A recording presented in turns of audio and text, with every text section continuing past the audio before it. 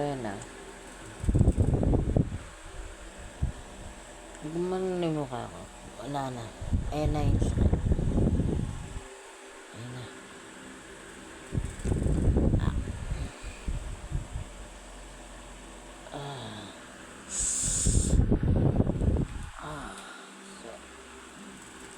Guys, paano ba yan? Pati ulo ko guys, bumibiyak. Aray, gumaganong likod ko. Hindi ako nakakatae guys. Hindi ako nakakatae. And yun. Saan nakakatae? Ilang linggo na. April, May, mag-June, mag-July, mag-August, mag-September, mag-October. Ang hirap nun. Aray ko. Ayaw ko. Ito alis pa makain guys ah. Hindi ako nakakatae. April 17 ako nakatae nung birthday ng pamangkin ko. Sunod, hindi na. Pangalawa, hindi na. Pangatlo, hindi na. Pang-apat, hindi na. Pang-anim, hindi na. May 1, hindi pa ako tumatae. May 2, May 3, May 4, May 5 na yun. May 6, May 7. Bukas May 7. May 6. May 6, May 7, May 8, May 9, May 10. May 11, May 12, May 12. May 11, May 12, May 13. Ilang araw na.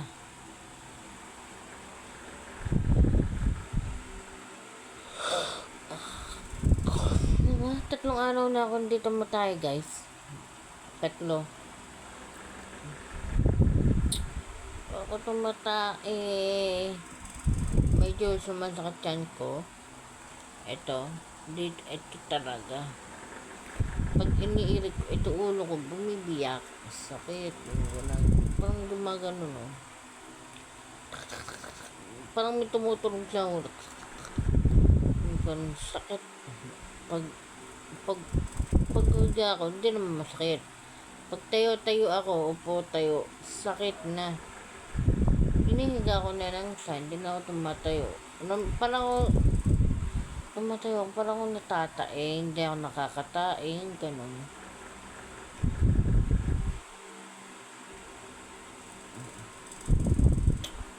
Sobrang, ano na ba? 5 na ata. 5:30.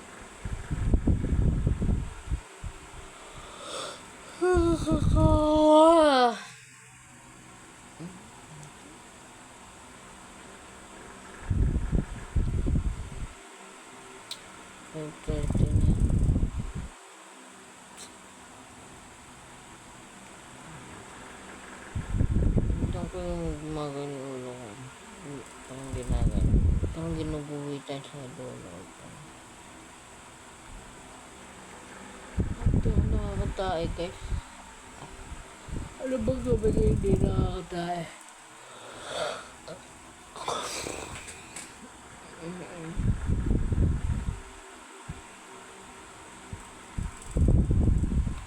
Ay, saan bang gumit dito matae guys?